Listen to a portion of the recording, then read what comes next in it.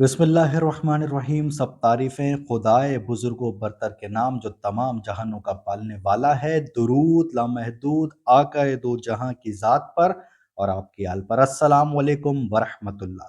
عزیزان ایمان، صحابہ کرام آپس میں جمع تھے اور بات ہو رہی تھی لیلۃ القدر کے حوالے سے۔ تو تمام صحابہ نے اس بات پر اجماع کیا کہ لیلۃ القدر رمضان المبارک کے آخری عشرے کی راتوں میں سے ایک رات ہے۔ لیکن اس وقت ابن عباس رضی اللہ تعالیٰ عنہ نے یہ دعویٰ کیا کہ میں تو یہ بھی جانتا ہوں کہ وہ کون سی رات ہے، اور پھر آپ نے اپنی پوری ایک کیلکولیشن پیش کی۔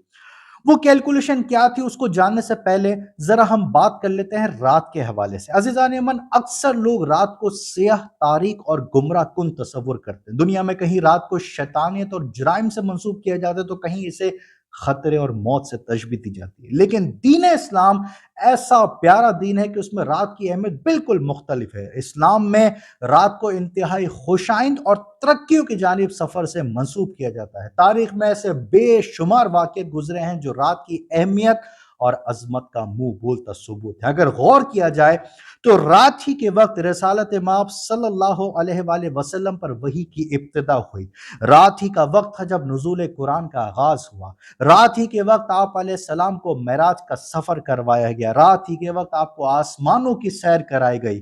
وہ رات ہی کا وقت تھا جب حضرت ابراہیم علیہ السلام پر یہ انکشاف ہوا کہ اس دنیا اور کائنات کو چلانے والا کوئی اور رب ہے جو سب سے افضل اور طاقتور ترین ہے۔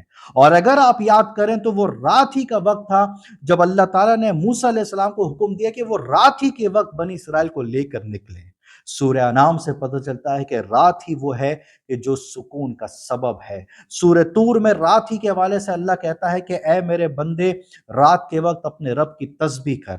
اور رات کی عظمت کا اس سے بڑا کیا ثبوت ہوگا کہ قرآن میں اللہ تعالیٰ نے رات کی قسمیں کھائی ہیں، اور رات ہی کو یہ اعزاز حاصل ہے کہ اس کے آخری لمحات میں پروردگار خود آسمان دنیا پر نزول فرماتا ہے، اور یہ صدا دی جاتی ہے کہ کوئی ہے مانگنے والا جو مانگے اور اسے عطا کیا جائے۔ پھر انہی راتوں میں سے ایک رات شب معراج ہوئی، انہی میں سے ایک رات شب بیرات کہلائی، اور پھر انہی میں سے ایک رات کو شب قدر یعنی لیلۃ القدر قرار دیا گیا، جو کہ 1000 مہینے سے افضل ہے۔ لیکن سوال یہ ہے کہ یہ رات آخر ملی کیسے؟ عزیزان من، نبی کریم صلی اللہ علیہ وآلہ وسلم نے ایک مرتبہ صحابہ کرام کے سامنے بنی اسرائیل کے ایک شخص کا ذکر کیا جو رات میں قیام کرتا صبح تک اور دن میں دشمنان دین سے جہاد کرتا شام تک، اور ایسا اس نے 1000 سال تک کیا۔ تو صحابہ کرام کو سن کر یہ بڑا تعجب ہوا۔ تو پھر اللہ تعالیٰ نے یہ سورت نازل فرمائی، سورہ قدر، کہ جس میں اس امت کے کسی شخص کا صرف لیلۃ القدر میں قیام کر لینا 1000 سال کی عبادت سے افضل ہے۔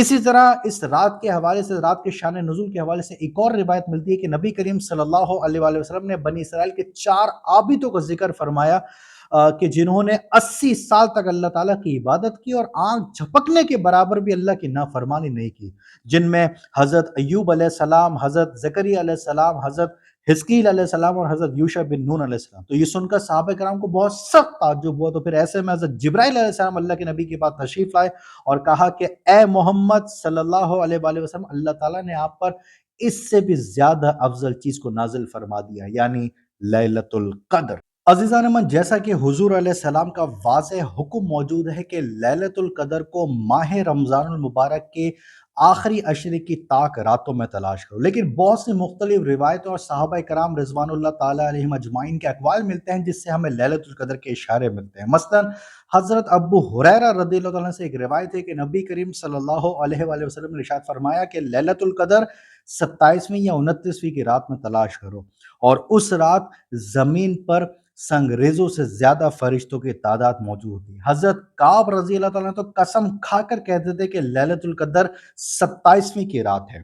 اب بات کر لیتے ہیں ابن عباس رضی اللہ عنہ کے حوالے سے کہ ان کا جو دعویٰ تھا کہ وہ یہ جانتے ہیں کہ لیلۃ القدر کون سی رات ہے، آخر وہ کیلکولیشن کیا تھی جو انہوں نے پیش کی تھی۔ جب ابن عباس نے کہا نا کہ میں یہ جانتا ہوں کہ وہ کون سی رات ہے، تو صحابہ میں حضرت عمر فاروق رضی اللہ عنہ نے کہا کہ بتائیں کہ وہ کون سی رات ہے۔ تو حضرت ابن عباس نے کہا کہ اسے آخری عشرے میں 7 گزرنے پر یا 7 باقی رہنے پر تلاش کرو۔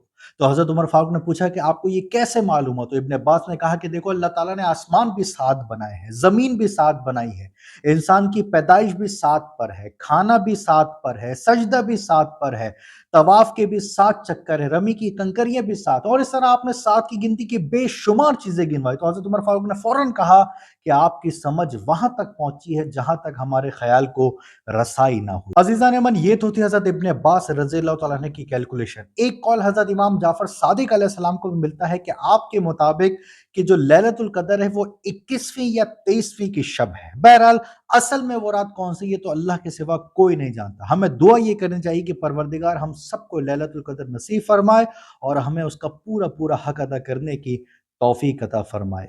آمین۔